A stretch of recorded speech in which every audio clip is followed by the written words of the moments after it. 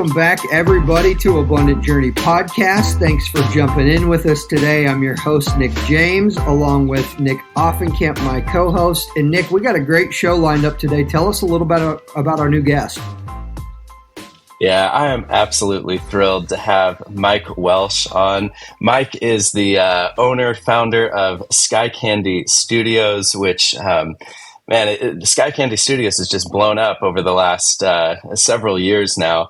And so whether you know of Mike's work or not, you have probably seen it because he has worked with some of the biggest brands throughout the United States. Several colleges and sports teams have hired him to do media stuff for them. And then he's even had a few viral videos that have been reposted by the likes of James Gunn. So you've probably come across his work somewhere, whether on YouTube or social media. Really, really honored to have Mike on. Mike, how you doing, man? I'm doing great. It's an honor to be here, and thank you so much for having me. Absolutely. So you're coming to us from Minneapolis, Minnesota, right? Minneapolis, Minnesota. I'm actually in Edina right now, which is just south of Minneapolis at the Lifetime Work. It's kind of the HQ. Basically, live here at Lifetime Fitness. That's awesome. And Edina, isn't that what's affectionately known as where the cake eaters live from Mighty Ducks? That's right. Yep. Banks from Mighty Ducks was labeled the cake eater, and it's where all the wealthy people live, and they eat a lot of cake, apparently. So apparently so. That's right. And well, that's I gave kind of the intro to Sky Candy Studios, and I know that there's a whole lot more in terms of your entrepreneurial background than just the drone work and the Sky Candy that you've started. I think even from the first time that you and I met, at that point you were buying a smoothie bar inside of an LA Fitness, and I know you've also got Airbnb, and you've looked into real estate. You've invested in Bitcoin at different points. So I know that there's a bunch of different ways that we could go with this interview. But since Sky Candy is the main thing that you're doing, I'd love to just kind of get into the backstory of how did you get into building a highly successful business around this very niche area of aerial photography and videography? Yeah, and I think I got the bug of the entrepreneurship from an early age. I was never great at working for another person or another company. I was a pretty average employee, and which isn't the greatest quality. But I found that I really like building things myself, and I go hard when it's something that it's yours. And so the origin story of Sky Candy basically started in 2010 when I decided to join the Army National Guard. I was at a low point in my life. Girlfriend broke up with me and kind of threw up the hands and said, you know what, I'm just going to join the Army, see what happens. And I was fortunate enough to get a drone operator job with the National Guard, which I didn't know what a drone was at that point. I've heard of it. I flew some Skyhogs back when I was a kid, but they offered me two jobs. They said you can be a generator mechanic or you can be a drone operator. And I said, yeah, I don't want to be a grease monkey. Let's do drone stuff. And so I was fortunate enough to get Army training, get into this field, and the entire time I was in training, I was researching, how can you make a career out of flying drones? I have this opportunity. What are my options here? And a lot of the options were you can get really skilled at these government drones and go down range to the Middle East and be a contractor. You get, make hundreds of thousands of dollars tax-free. And then the other avenue was, there's this new industry that's starting with drones where you could potentially, shoot photos for real estate and, become a videographer through the realms of flying drones. So in 2014, I made the decision. I actually I went to Embry-Riddle to tour the school, because I was like, well, if I take my military background with a 4-year degree in UAS systems, which stands for Unmanned Aerial Systems, aka drone, I was like, I could be really specialized in this field. And I was really juggling the decision of, do I really go full headfirst into education and becoming an expert on systems, or do I start a company that provides services? And after a long couple days of deliberation and touring the Embry-Riddle down in Daytona Beach, decided on the plane ride back that I'm gonna take a stab at starting Sky Candy. Wow. It started in 2014. Wow. No, that's awesome. And it's interesting too that your story led you into, as this was a job opportunity in the military, and then you took this step in jumping into, hey, how can I expand on this and grow on this skill set that I've learned? And I think a lot of times entrepreneurs have this idea of, I need to just create something out of nothing, or I'm going to go for something that I know zero about. And we've had a lot of conversations too about, hey, what's just your next pivot move? Like, what's the next closest thing that you can jump into based on what you've been taught and the skills you've learned? And so it seems like you made a pretty natural transition and just started exploring the opportunities that were at hand. Yeah. It was just the skill set that I had at the time. And, like you said, I wasn't going to invent anything. I had that entrepreneurial bug, and I wanted to do something. And, it was probably the best asset I had to start a company. So, yeah. 100%. Yeah. Well, and we'll dive more into kind of the early days of that and some of the things that you've learned as you've grown the company. But I'm curious, just in your backstory, I mean, military kind of started because of a low point in your life. Did you grow up saying, I'm going to be an entrepreneur? Did you have like different dreams or goals of things you wanted to be, or, kind of where did that fall in the line? No, I don't think I got the bug until my early 20s. I didn't have a ton of ambition. I was really into sports, and all my energy went into being a basketball player. And I played a little basketball in college, and I think there was this unrealistic dream of the NBA was kind of the goal. Okay. Sure. And so there wasn't a ton of thought into starting a business. And I was going to school for criminal justice, and my path had very little direction. It was kind of like, well, that's something I could maybe do and enjoy. Why don't we try criminal justice and see where it goes? But then after a couple of years of school, it's realizing I'm not an authoritative figure. I don't like that role. And so it's kind of something you have to be. So, I think the desire to build a business kind of grew over time. Mm-hmm. Well, and I was bringing it back to Sky Candy. It's easy now in 2023. You kind of take aerial photography, videography for granted, in that you see it everywhere. Every real estate listing nowadays has drone photography or some sort of video with it. You see it on a lot more marketing stuff. But turning back the clock to 2014, when you started Sky Candy, I mean, what kind of competition did you have at that point? What kind of model did you have that you were able to follow as you set out, versus how much of this were you just having to figure out in real time and even introduce people to the idea of what a drone is and what you could do? Mm-hmm. Yeah, it was so new back then. And there were a couple players that were flying cinema cameras on these single rotor drone helicopters. So it wasn't brand new to the industry. People were doing it, but it was still pretty raw and very dangerous.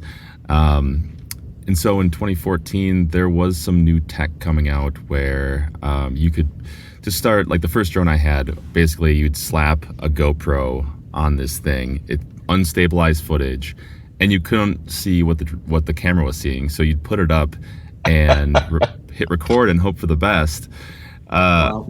So you weren't getting anything good at that time, but you were getting.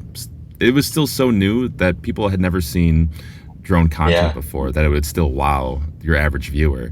And I was very fortunate to get into this field when I did, because it was the forefront of the new technology with stabilized gimbals and being able to actually capture some good looking footage from the sky from a relatively cheap price point. So in 2014, there was another drone that dropped by DJI, the now biggest drone company in the world. They created this Phantom drone that had a built-in camera, and then you could use your phone to see exactly what the drone is seeing, and you could change settings. And so, yeah, there's a lot of things that lined up perfectly for me, where it was like I made this decision. There's this new technology that not too many people are using, and there's a huge need for this that people don't know they need it yet, but there's going to be a huge need for it in the next couple of years.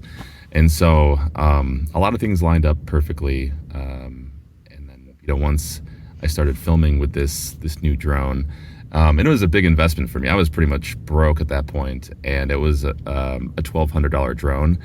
It was like I was going in debt for this thing. So I remember flying it for the first time, and I was like shaky. I was so excited and so nervous at the same time, where it was like, wow, this is my future. And wow. And well, there's probably no obstacle avoidance or anything on those either. Sorry, I was just saying, like, on your $1,200 investment, no obstacle avoidance, probably limited connectivity. Pretty easy to lose that investment if you're not dead on. 100%, yeah, 100%. It was. I ended up crashing that drone 6 months later because they would sometimes just fly away, and no one really knew why. There was something with the compass that it would just get confused, and they would head north and take off. Wow. And so the technology has fortunately really evolved since then. But one of the videos I created with that drone, and if you look back at it now, it's unwatchable. It's horrible.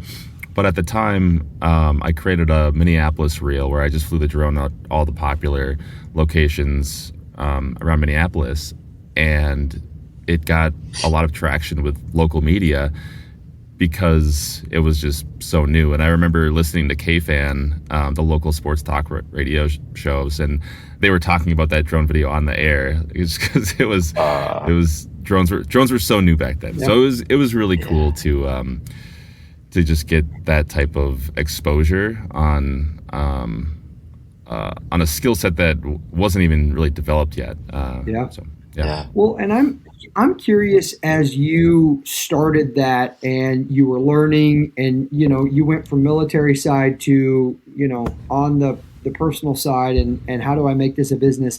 Because it was so new, did it sell itself in the footage and people were like, I got to have this? Or did you try to build a marketing strategy? I mean, who was some of your early clients, and what were you saying to them? Mm-hmm.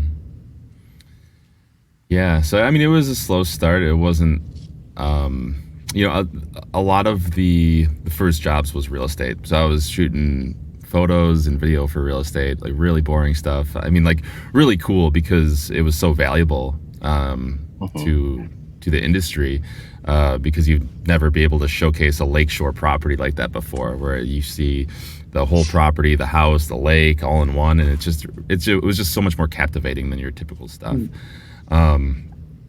So that was a big part of the work I was in. And then I started to just make friends in the industry who would use us for travel films, capturing like 5K event recap stuff. It was, pretty low budget stuff, but when you're broke and you're an early entrepreneur, you appreciate, any sort of cash flow is nice, and you're doing what you love. It kind of changes everything. So yeah, I was happy to go out and shoot a video for $500 because that's a pretty good day rate when you work at a juice bar. Yeah, that's kind of what I wanted to ask about next, is just what the progression looked like from 2014, and you're taking, the jobs that you can getting your name out there, $500 here or there, also supplementing with some other gigs and jobs. What was the timeline, and how did you scale up from this being a sort of a startup to now, a very established business that you're running? Yeah, for the first 5 years, it was more of a side hustle that I poured most of my energy into. And so, at the time when I started it, I was engaged. I was, trying to find some foundation in my life. So I had to work. I was working at a juice bar, as you alluded to, Nick. And so I was making a little bit of money, and then I was working. It gave me the flexibility to do Sky Candy on the side, and I did that for 5 years. And at one point, I was a architectural photographer for a company named CoStar, which was great. But I was balancing these two things, and fortunately, Sky Candy kept getting busier and busier, and we were able to get some larger clients over time. And we got more into cinema drones, which opened up the ability to film for feature films, commercials, ad agencies, and that opened up the door to just more and more opportunity. And so a lot of the money we were making I was constantly just putting it back into equipment and trying to be on the forefront of technology to be able to get these jobs. So, with drone stuff, it's like you need the skill set, but you also need the equipment to give people, the directors, what they want. And then it was actually 2020 is when I felt I should jump in head first and make the jump to do this full time. If it's ever going to be something that's real and sustainable, it's got to take 100% of my energy. And also my boss at CoStar knew I was running Sky Candy, and she kind of gave me an ultimatum, like, hey, I know you're occupied with this company. You need to pick one or the other, like CoStar or Sky Candy. And I was like, all right, I'm sorry, I'm going to work harder at CoStar. Like, I didn't want to lose my health insurance. And then I thought about it for about an hour, and I called her back and I said, I'm sorry, I have to quit. And so that's how the end of my corporate career, and then dove headfirst in, and I'm super glad I did. I love that you were willing to do that and you saw that. And I'm curious, a lot of times entrepreneurs or folks having a vision or a dream, they want to jump in, and either they don't and they kind of ride that fence for a long time, or you see people just kind of throw caution to the wind. I'm curious, from 2014 to 2020, do you wish you would have jumped in sooner? Are you glad that you had it as a side hustle and grew it slowly over time? Just kind of reflecting back on your journey, because, could you have jumped in sooner and grown it quicker, or was it necessary to go slow? Just curious of your thoughts there. I think it was necessary to go slow and build it. I feel like if I went in head first, there's that chance where it could all fall apart, where you basically just run out of money and you don't know what to do, and then you're constantly stressed out. And I think the ability to run it on the side and give 75% energy over those 5 years, it just allowed to slowly build and have lower risk of having it crash and burn. And I think the most important thing over those 5 years was just like quitting was never an option. There was just the persistence of I care about this so much that there's there's no chance I was ever gonna let it go, despite all the potential hiccups. And I think having it be more of a part-time job helped with that. I was going to ask too, imagine for some of our listeners, they have side hustles that they're slowly growing, maybe in different things that feel like a hobby or a passion project. But they get to that point where their boss is saying, hey, we need you to be more dedicated here. And they kind of go through the same process that you went through. Could you unpack that hour of thinking a little bit more for our listeners as far as what was the switch from the initial conversation that you had with your boss to the callback an hour later? What went through your mind that was like, you know what, I'm actually going to go all in on Sky Candy? Yeah, I think what was keeping me at my employer's job was fear. I think I knew it was time to make the jump. But there's also that fear of the unknown, and I was just wrestling with what that looked like. And there's the comforts of a corporate job is great. There was a company car they gave me. There was really good health insurance. There's the 401k, and that's why they keep employees for 20, 30 years. It's comfortable, and I wasn't okay just living a comfortable life like that because I didn't enjoy it. It was a good job, but it wasn't what I was passionate about. And so I think in that hour of just thinking through it, it was really great that she gave me that ultimatum of, hey, you've got to go all in on one of these two things. And it just kind of gave me the ability to take a leap. Well, what I'm hearing is that Sky Candy was ultimately born from one, a bad breakup, and then two, a boss that made you go out and do it on your own. So there's a lesson somewhere in that. 100%. And it was really cool. Like the breakup story was great because when that happened, I felt like a bit of a failure, a bit of like, where's my life going? It just feels like, my most likely to in high school was to live in a van down by the river, as a joke. But I was I was a bit of a screw up. So I think there's always been a little chip on my shoulder on like, I need to prove people wrong. I wasn't, more than just the class clown. And after that breakup happened, I felt that chip once again. And I remember being in the military, in basic training, being so adamant of like not getting kicked out of basic training. I had a bad knee. And I was like, I'm going to fight through this knee where I'm limping on these runs, because I felt like if I flunked out of the military, it would just be another piece of failure. And I remember being so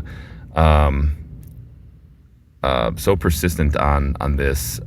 There's in the lunches and the meals ready to eat, the MREs, there's candy, and everyone would sneak the candy. You weren't supposed to do it. I didn't touch candy for the 3 months, even though everyone was doing it, even though I have a huge sweet tooth, because of the fear of failure. And I was like, there's just no way. And I think there was an element of grit of like, I'm not going to lose again. I'm not going to flunk out of the military. And then that carried over to Sky Candy, where it's like, I'm not going to see this thing fail. I'm going to just continue this out no matter what happens.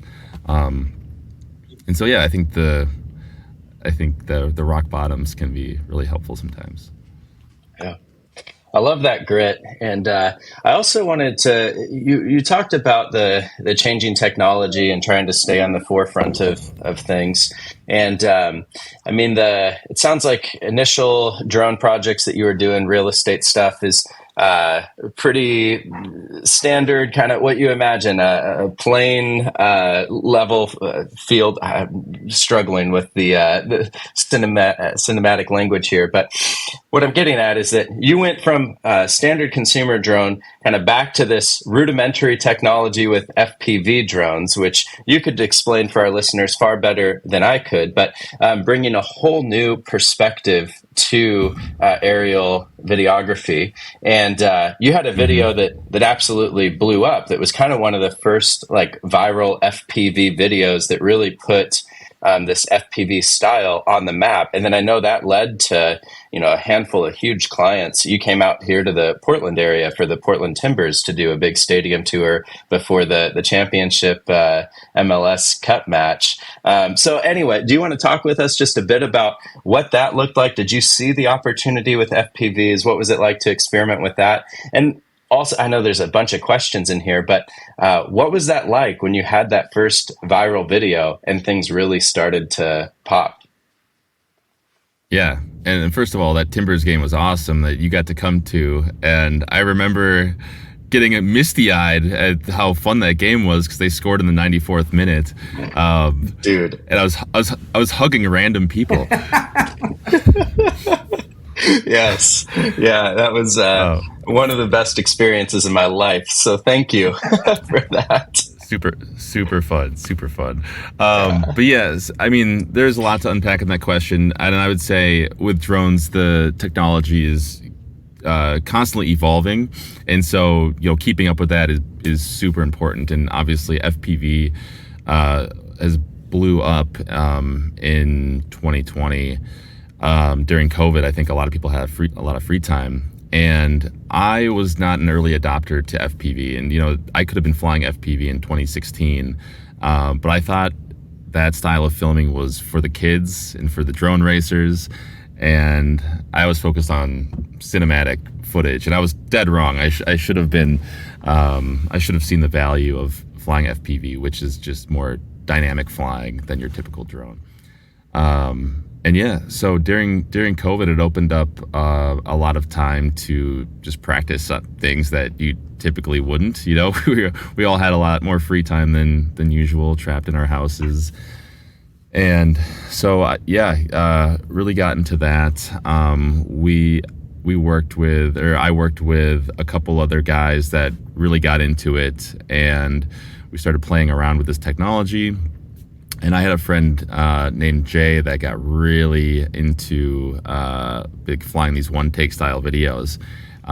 So we did some stuff at like malls and movie theaters, and it slowly just started picking up traction. Where it was like, well, these are really, really unique and super fun. And so there was this bowling alley video at Bryant Lake Bowl in Minneapolis. It's kind of an iconic spot. And I can't take credit for this. Jay was the one that flew that flight. I was just in it, the guy polishing the bowling ball. But that video exploded and got I think 500 million views or something insane, and it really just changed the industry forever because of how many people were talking about it and reposting it. And like you said, James Gunn was like, hey, we got to have these guys on Guardians of the Galaxy 3. And I think, I'd have to look back at all the publicity, but it was crazy. Every single news publication in the world picked it up. I mean, it was BBC, New York Times, LA, like everywhere in the world. So it was just interviews constantly for a month straight, and yeah, it was really special, and that just opened up a whole new industry, and it was really exciting. So yeah. I love how that opportunity opened up for you. And mentioning Jay and having a community of folks that were there and kind of into it with you. What has that been like? And where I'm coming from is I know a lot of folks that either have a side hustle, they have a passion project, they have something that they want to grow, but they feel very alone or isolated in it. Like they're the only one who's trying to do this thing.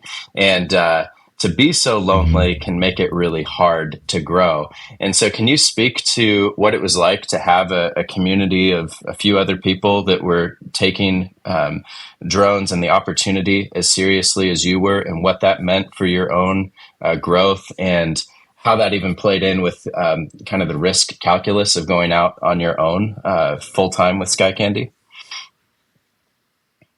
Yeah, and I think videography in nature is a very communal industry. But yeah, it's something where it takes a team to do anything in this field, to do anything really well. And so, yeah, I mean, it's huge for just inspiration on, learning new techniques and new tech. Communities, everything.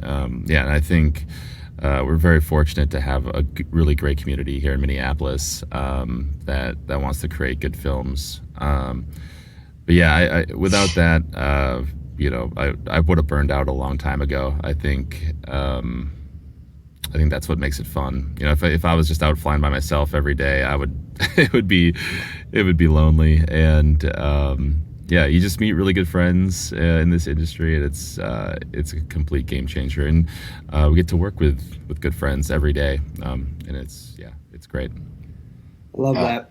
Where for the company and the business today, you had that huge moment, and obviously have capitalized on that in terms of the publicity and the views. So what did that launch you into, after that moment, and how has the company grown, and what's maybe a day in the life look like today? Yeah, a lot has changed, and what's nice is it opened up a lot of doors to work with these huge brands. And when that video happened, we did have this community around this Rally Studios, and since then we've kind of all gone our separate ways. And most people still are in good graces, but there was it's business, so things happen, and there has been a separation. But what happened was it opened a lot of doors to work with really, really cool brands. And fortunately, Sky Candy got to fly a job for NFL Hard Knocks for the Dallas Cowboys, and that was kind of the next viral video that hit. And it was cool. Patrick Mahomes was tweeting about it. There was just a lot of big names talking about it, and so that was almost like the snowball effect. Was we get the opportunity to make more viral videos, and so that happened, and that opened the door for more companies to see that, especially in sports, to say, hey, let's do something. So we were able to really ride the momentum of these drone one takes. And we got to work with really cool teams. We got to do Wrigleyville last year. That got a lot of publicity. So the ability to take this momentum, continually create really good work that gets seen by a lot of eyeballs, has really propelled the company forward to get more and more opportunities. And one thing that the Cowboys video did was it got us FIFA. We got to shoot FIFA World Cup in Qatar in 2022. And they saw that video, and they were like, hey, we want innovative approaches to film our stadiums. And so I mean, really, really great opportunities coming from it. Mm-hmm. I mean, you got to just pinch yourself, right, over some of these things. Or like the Bud Light video that you did with Sylvester Stallone fairly recently, right? That was for the Eagles, and the whole Rocky thing, and the opportunities that it's opened up have got to be crazy. I imagine with the success that you've had also comes, some unique challenges as well. In that, with all of these projects that you're doing, as awesome as they are, it also means that you're traveling all over the world. From you got to be in Dallas to shoot the Cowboys thing, you got to be in Qatar to shoot World Cup, and so talk to us. For our listeners, everybody dreams about what it's like to achieve success beyond your wildest dreams, but I imagine that there's a kind of a another side to that success that's not as ideal as what you'd initially anticipate. And so what are some of the challenges now that you have on this side of the business that you either didn't anticipate or that are just hitting differently than, when you were grinding it out the first 5 years? Yeah, it's, I think there's just constant stressors. And yeah, one of those for Sky Candy is the travel. It's the more success you get, the more logistical hurdles you gotta jump over. And I have a family with two small kids, and so working around schedules and figuring that out, because we're still in an infant stage of this company where I don't have a team to just send out to every job. I'm still kind of the face of a lot of this work, and so I think a lot of conversations from the family has been very, very helpful. And talking to my wife Phyllis on what does she need, how much is too much, like where's the balance there. And there's definitely been some dark times and really good times, and I think we've found what's working and what's too much and what's not enough. And I think just the conversations around that, just having those conversations are super important.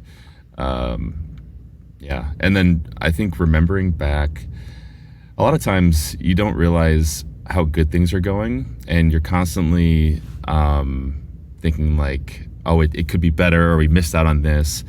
And I've found it very helpful to look back to 2019 and remember, hey, look at how far we've come. Like, look at how good things are compared to then. Like, mm-hmm. Or like, if you told my 20-year-old self that I'd be doing this for a living, I would have a smile, the biggest smile on my face, and I should have a smile on my face every day, knowing like this is my dream. I'm living my dream.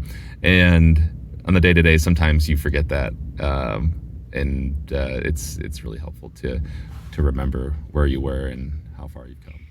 Yeah, absolutely. I think it's easy to lose sight of that, and taking time to reflect on the journey, taking time to reflect on the lessons and the success is just vital for moving forward. And in that same thought, you've clearly been on the forefront of this industry and ridden the wave and the need that's come, and you leaned into your expertise. Curious what you see the future of the industry. What do you see the future of your company? Obviously, you have to continue to push and drive. So where do you think this thing's going next?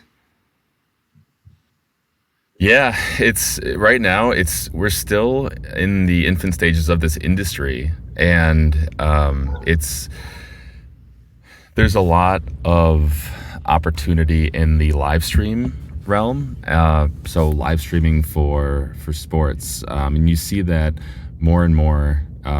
Every sporting event. I don't know if you watched the World Series this year, but there were FPV drones flying around pregame, and if there was a home run, they would be flying on the field, and it's giving these broadcasters just this new look that really wows the viewers. And what's cool about them is they're always pushing the boundaries of what's possible. When SkyCam got introduced, it blew the viewer away, where you can have these aerial views around football games. And then I don't know if you remember when they started using depth of field for sports games, where all of a sudden you see Tom Brady in focus and everything else is blurred behind, and so, whoa, this looks amazing compared to your generic cameras that they were using before.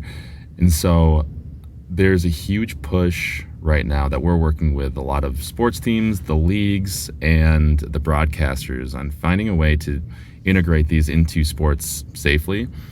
And it's so new to everyone. Everyone wants to do it.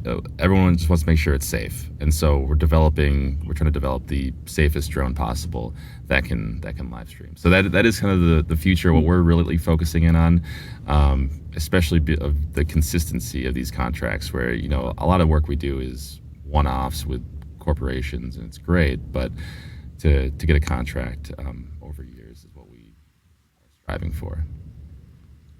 Yeah. That's really cool. And I'm curious too, just you obviously, Nick kind of alluded to this, like, and you've said it too. You caught this industry at just an amazing time, kind of this crucial point of where it was brand new to the consumer, but also drones themselves were becoming more attainable to folks like yourself that were just starting out. And now in 2023, you can go to Costco and pick up a drone that's 4 times better than your first drone for $300. And so the technology is a lot more accessible. It's a lot more affordable. Do you feel like this is still an area where somebody who, as a hobbyist and is wanting to turn it into more of a full-time thing, like, is there still opportunity for those guys to get into it? Have they missed that wave entirely? That's always a question that we get from people that are wanting to start something. It's just, did I miss it? Did I miss my shot? I'm curious what you think. I think for a lot of people, yes. I think it's harder now than it was. However, I think there's still specific niches that if you attack one sector of the industry and really learn it and have a great understanding of what that is, there's still room for you. And I think if you're looking to eventually get hired as a drone operator, I think there's plenty of room for really talented, skilled operators. I think if you're going to start a company, it's going to be a little more difficult just because there's a narrowing down of companies right now. There's going to be 10 to 15 really big players that are going to get 90% of the work, and then there's going to be everyone else fighting over the 10%. So I think it's difficult, but not unfeasible. There's still a long way to go in the evolution of this industry, and we're not even close to to the end point. So yeah, I'd say it's possible. It's definitely possible to still get in this industry, especially like one easy way to get into it is FPV fly-throughs for real estate. I think that's an easy thing to learn now with the new DJI Avata. You can put a month of practicing in, understand how to fly that system, and reach out to realtors and make $400 to $800 per fly through. And I've seen it firsthand. I have a friend who did that locally who right now it's a little slow because the real estate market is slow, but this last summer I saw him have a nice little side hustle doing that, and he just started up this year. So I think there's still room for entrepreneurs to make a little bit of a splash in this industry. That principle of finding a niche and specializing in something where you're able to add value to the market, I think that applies to whether you're wanting to get into doing drone work as a side hustle, or whatever your side hustle is. If you feel like you're in a saturated industry or market, to really hone in on one particular thing where you can add value, that you can do it better than the majority of the other people that are offering it, is a good route to take. All right, Nick, I'll turn it back to you.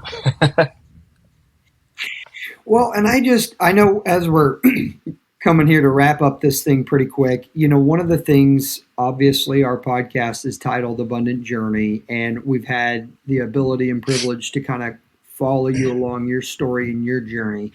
But the abundance concept comes from, not having a scarcity mindset that the world oftentimes chases after and really is so linear in their thinking. I think one of the ways you talked about it was that corporate comfortable job, that scarcity mindset of just getting by, just barely having one or two things that you're going, whereas the world is full of potential, full of opportunities.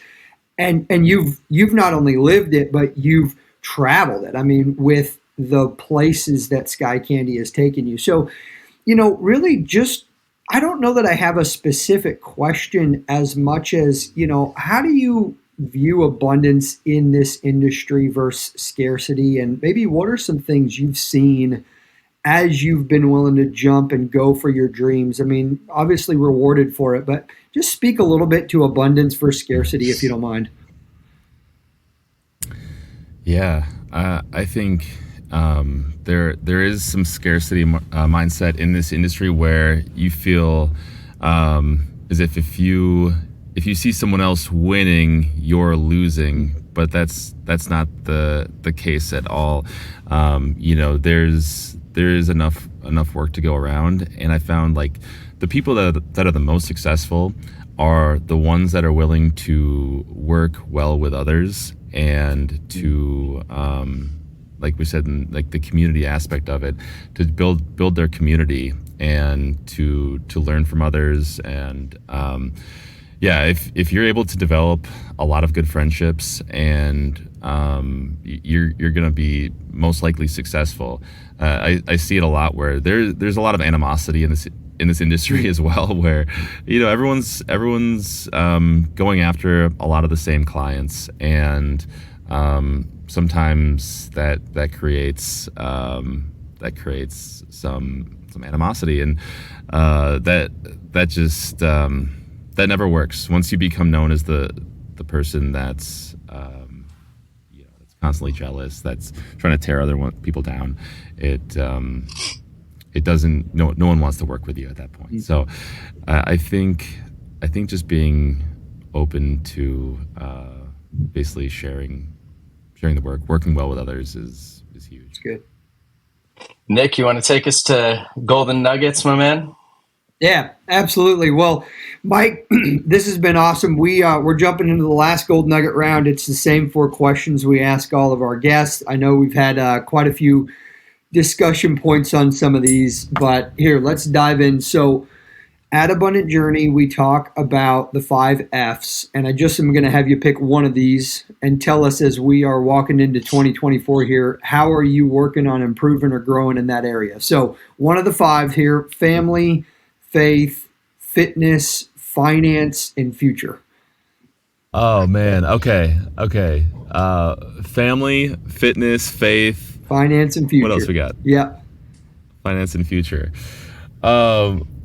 Well, this is maybe kind of boring, but I've been thinking a lot about just fitness in terms of like physical fitness and mental fitness, and how I can operate at a high level. For the physical fitness, I have a horrible back, and I throw my back out constantly. And a big portion of me just being ready to do my job is just maintenance, and sometimes it's just slowing down and realizing like, look, I got to take care of myself, otherwise I can't take care of my work and my family, and everything gets derailed. And so, taking time to, spend an hour doing yoga, doing those small things that's gonna, pay off in the long run, instead of just go, travel, and then you break down and you can't be there for your employees and your family. Yeah. And then on top of that, the mental side of things too. It's so easy to catastrophize and just get yourself in a stressed out state when you're running a business. And so just taking the time to wake up, pray, have a quiet time, get off your phone, and really dial in like what's important, and having like a really good perspective on things. I seem very, people say I seem pretty calm and collected on the outside, but I'm a very anxious person, and I really let that get to me. And so if something goes wrong with the business, where like maybe there's a job I really wanted and we lose it, that can just derail me. And so I'm really working on just calmness and peace of mind. So and it's been a good 6 months once I really dialed in quiet time and meditation and prayer. That's super good. And we've had some folks talk physical fitness, and that's their goal moving into the next year, and something that's on top of their mind. It all ties in together, but we haven't had too many people talk about the mental side. And even I think earlier you talking about reflecting back on your journey and spending time being grateful for where you've come from. A lot of times that helps you be grounded, I think, in spite of where you want to go, because we get so focused on next. So I love that. That's a great answer. Next one here. What's a quote from a book or mentor that stuck with you along your journey? Ooh, this is probably this is the one I was worried about. It's going to catch me off guard. I don't have a lot of quotes in my back pocket, but one that's always kind of stuck with me since high school was Teddy Roosevelt's little poem about the man in the arena. Yeah. And it sucks because Miley Cyrus got it tattooed on her, and it's like I feel embarrassed now, even having this as my quote. But Teddy just made a great point of like the credit goes to the person that actually goes in and does the work, and instead of being with the cold, timid hearts on the sideline critiquing everyone, actually like going in and doing it, you'll find just so much more fulfillment in life, and I think there's a lot of truth. No, that's one of the all-time favorites for a lot of us. So I'm right there with you. That's good. Next one here. What's a dream or goal that you have that you've not been able to make happen yet? One thing that my wife and I are sort of just getting into now is real estate and rental properties, and we have one cool rental in the woods of Wisconsin right now, and I think our goal down the road is to maybe have like 4 or 5 properties that we're running. And I mean, Phyllis runs it, my wife. She's the one that's communicating with the guests and doing the work. And I think that's kind of a new side hustle that we've really been enjoying. And that's good. So I think that's another business goal for us. That's good. Very We'll start sending you listings out here in the Pacific Northwest. Hey, please do. Phyllis, we love coming up. It's awesome. Oh yeah, it's beautiful out here. Of course, we got a lot of rain going right now, but definitely visit in July to September. Deal. Last one here. At the end of your life, what do you hope you'll be remembered for? I would like to be remembered for someone that gives more than he takes, and I think in your 20s, you're very selfish. In your 30s, you sort of have this realization that like it's not about you, it's about family and other people. And I hope to progressively become more selfless and give my time to others, and to really just find more and more community. And I don't know if that answers the question, totally. But I would like people to say he thought of himself less and was kind and thought was thoughtful of others. I think that's good work. I love that, man. And that totally captures the heart of Abundant Journey, where, what we see time and time again is just that following your entrepreneurial dreams and desires does kind of open up the opportunity for more radical generosity.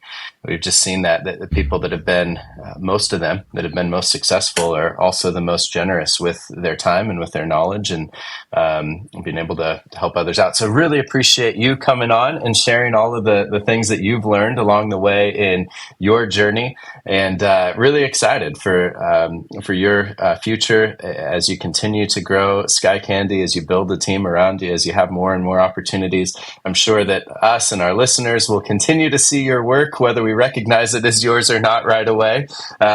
Just awesome, all the things that you're doing. So we will drop links to your social media profiles, as well as a couple of the videos that we had mentioned in here. Is there anywhere else that you'd send people for them to connect with you or follow along? I'd say website, Instagram. We are on TikTok. I'm never on TikTok, but and then our YouTube channel is probably a great place. Cool. Well, I'll include links to all of those in the show notes. So listeners, be sure to check those out. And if you enjoyed what you heard here, be sure to send it along to a friend and leave us a review. Otherwise, we will be back next week. Thanks, everybody.